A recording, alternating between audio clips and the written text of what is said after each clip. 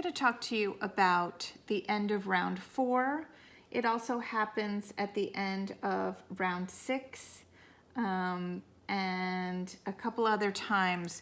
You don't want to have too long of a thread here. So there's a couple times where you're going to have to do this little finagling. It's all in the pattern, don't worry about it. But the first one happens at the end of round 4. So I'm coming up to the end of round 4. I've just slipped 3 stitches. I'm going to knit 3 stitches. And with the yarn in front, I'm going to slip these last 3 stitches.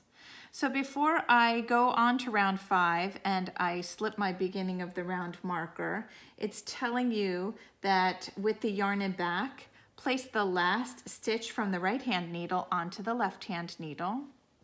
Bring the yarn forward and replace that stitch from the left hand needle back to the right hand needle. Now you're going to slip your beginning of the round marker, and now we're going to work round 5.